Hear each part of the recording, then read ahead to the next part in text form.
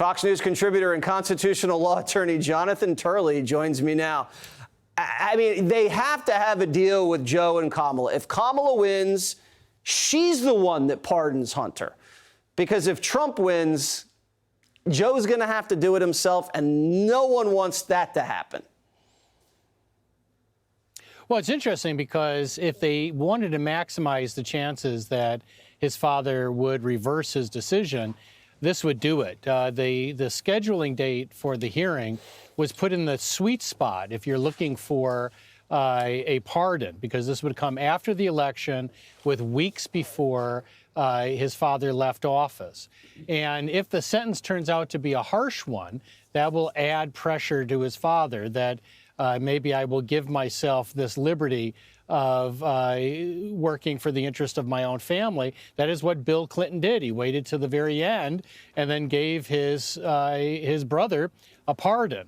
I mean, what's really striking about today, Jesse, is that this is the party that often talks about privilege, but this may be the single most privileged individual you could find. I mean, he, at least since Marie Antoinette. I mean, if you look at what happened in that hearing, you know, he wanted to plead guilty without admitting guilt. It was such a vintage Hunter Biden moment. This is how he was raised. He's had this army of enablers around him that have allowed him to evade that type of responsibility. But he was doing it in a case where his guilt was not just established, it was just screaming from the pages. I mean, they knew that if they went into that courtroom, the jury would not take kindly to this argument because those jurors pay their taxes. And having some really wealthy, privileged guy say that I paid him, 6 years late, and it's because I had an addiction would not likely go over well with that jury. Yeah. Do you see why the country thinks the justice system's rigged? This is a guy who had escorts. They had diamonds. He was losing from the Chinese. He's smoking crack. He's getting Porsches from overseas. He's showing his clients his dad's office at the White House. I mean, any other guy, this guy's facing 17 years. He's got gun charges, felonies. And this guy's not going to serve any time because he's going to get pardoned. Don't you see why people don't trust the entire system here? Well, the interesting aspect of all this is that it is his entitlement that produced his undoing.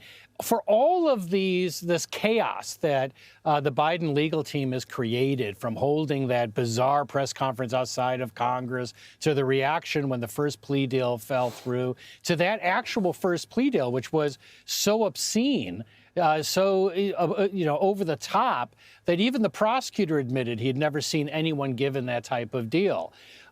All of that was because of a sense of entitlement, that he expected that. And in each case, it has led to a spectacular failure through this entire series of events.